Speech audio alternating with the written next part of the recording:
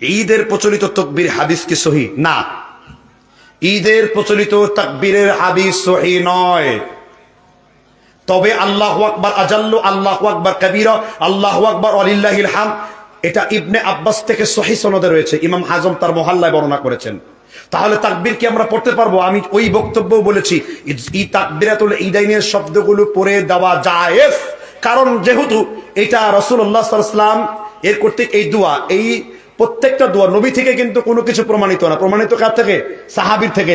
তাকবীরাতুল ঈদাইন নিয়ে আমার বিরুদ্ধে যে কথা বলেছে কয়েকজন মাদানী আলেম, প্রত্যেকের ইলমি জবাব দিয়েছি। আমি দাবি করেছি আমার ইলমি জবাব তারা দিতে পারে নাই। ইবনে মাসউদের যে হাদিসটির উল্লেখ করেছে সেখানে ইসাক আস-সাবিঈ রয়েছে। মনে রাখতে হবে, ইসাক আস-সাবিঈ বাদা ইখতিলাত, ইখতিলাতের পরে এই হাদিস বর্ণনা করেছেন, অর্থাৎ তার স্মৃতিশক্তির ভ্রম হয়ে গিয়েছিল। কিন্তু এই একই ব্যক্তি কিন্তু ওই যে আদরাকতুহুম, আমি জুহাইর বিন মুয়াবিয়া সাহাবীদেরকে দেখেছি টাকা দিয়ে ফিতরা দিতে। যখন ফিতরার ফতোয়া আসে তখন ইসাক আস-সাবিঈ তিনি হয়ে যান বিশ্বস্ত, আর যখন আমি এই আলোচনা করেছি তখন হয়ে যান তিনি সহি। আমি আগে নিজেদের দাবি ঠিক করেন মিয়া। আর আলবানী এক জায়গায় তাকে সাদুকুন বলছেন, মাশহুর বলছেন, কখন? ইখতিলাতের আগে, মানে মস্তিষ্ক বিকৃতির কি আগে, মস্তিষ্ক বিকৃতি হওয়ার পরে। এই জন্য তাকবীরাতুল ঈদাইনে কেউ যদি সুন্নত বলতে চায় তাহলে অবশ্যই সে সীমালঙ্ঘন করেছে। তবে জায়েজ, এটা বলা কি জায়েজ। সুন্নত বলতে গেলে দলিল দাও, তুমি সহি দলিল দাও। আমি চ্যালেঞ্জ দিয়েছি, 1 কোটি টাকা চ্যালেঞ্জ দিয়েছি। আমাকে কোনো একজন ভাই জিলাপি বলেছে, অবশ্য সে তার বোন জামাইয়ের মাধ্যমে আমার কাছে এটার জন্য ক্ষমা চেয়েছে, তাই তাকে আমি ক্ষমা করে দিয়েছি। না হয় তাকে নিয়ে যদি আমি ভিডিওর পর ভিডিও বানাতাম, মাযহাবীরা এটা নিয়ে হাসাহাসি করতো, টিকা টিপ্পনি করতো। আমি রাহুলকে বলেছি গত 4 দিন পূর্বে, আপনি যদি দলিল পান আমাকে দিয়েন। রাহুল বলছে আপনার দাবি 100% ঠিক। এই মাদানির অধিকাংশগুলো হাদিসের যারা তাদের বুঝে কম। কথাকে বুঝতে পারছেন কিনা? আমি আবার বলছি, আমার দাবিটা আমি অনর, আমার দাবিটা আমি কি অনর। মাহবুবুর রহমান বিন আব্দুর রাজ্জাক মাদানিকে বলেছি তাহলে বসেন, ফেজদাবি বলে বসার ব্যবস্থা করি, রাজি হয় নাই। প্রথমে যখন দেখছে ইসাক আস-সাবিঈ নিয়ে জটলায় পড়ে যাবেন, বলছে তাহলে জটিলতার দিকে যায়েন না। আপনি মনে রাখবেন, আমরা যারা জুবাইর আলী জাইয়ের ফতোয়া অনুসরণ করে চলি, আমাদের বিত নাড়াতে গেলে আপনার বিত নড়ে যেতে পারে। কথা কি বুঝতে পারছেন কিনা? আমি যে দলিল দিয়েছি, আমার কথার উদ্দেশ্য হলো সহিহ সনদে সালমান ফার্সি থেকে প্রমাণিত, ইবনে আব্বাস থেকে প্রমাণিত। তবে তাকবীরের শব্দগুলো প্রায় কাছাকাছি। আল্লাহু আকবার, আল্লাহু আকবার, লা ইলাহা ইল্লাল্লাহ, আল্লাহু আকবার, আল্লাহু আকবার, লিল্লাহিল হামদ, এটা জায়েজ হিসেবেই ওলামারা আমল করেছে।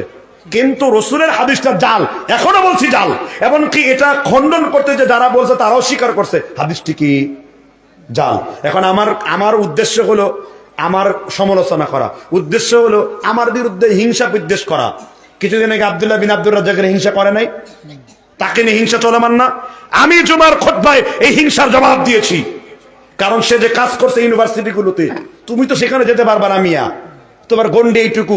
কেন আমাকে হানাফিরা জাতীয় আইম্মা ওলামা পরিষদ দাওয়াত দিল, তাদেরকে কেন দিল না? তোমার যোগ্যতা নেই সেজন্য দেয় নাই, আমাদের যোগ্যতা তো সেজন্য দিয়েছে। আল্লাহ আমাদের সেখানে ইজ্জত দিয়েছেন, এই জন্য আমরা সেখানে দাঁড়িয়ে জাতির উদ্দেশ্যে সেখানে শিক্ষা ব্যবস্থা নিয়ে কথা বলেছি, জাতির মেসেজগুলো সেখানে পৌঁছে দিয়েছি।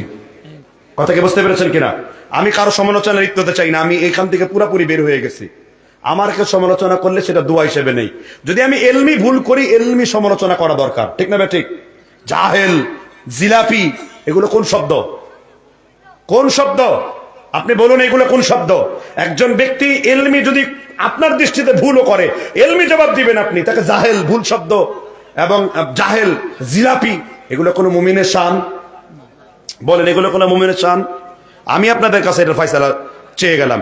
আমি তো আমার দলিল নিয়ে প্রস্তুত, আপনি যে কোনো জায়গায় বসতে বলেন, আমি এটা নিয়ে বসতে রাজি আছি। কাকে রাজি করাবেন? আমি নাম বলবো না। কোন একটা দলের জেনারেল সেক্রেটারি 11 মিনিট টেলিফোন করে, সে তো হাদিসের মুবহামি বুঝে না, সে হাদিসের জারা চাদেলি বুঝে না, সে হাদিসের রাবির উপর কিভাবে জারা করতে হবে, রাবির তানকিত হলে কিভাবে করতে হবে, কাসিরুত তাদলিস, কলিলুত তাদলিস, এই শব্দগুলোই বুঝে না। মদিনা ইউনিভার্সিটিতে যে হাদিস বিভাগ নিয়ে পড়ে সে হাদিসে ভালো পারাঙ্গম, কিন্তু যে দাওয়া নিয়ে পড়ে সে হাদিস বুঝবে না, যে কুল্লিয়াতুল কোরআন নিয়ে পড়ে সে হাদিস বুঝবে না, যে কুল্লিয়াতুল শরিয়াত নিয়ে পড়ে সে হাদিস বুঝবে না। হাদিস বুঝবে যে হাদিস পড়াশোনা করে।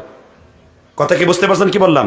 আব্দুল্লাহ বিন আব্দুর রাজ্জাক হাদিসের ছাত্র, এই জন্য মিন্নাতুল বারি লিখতে পারছে।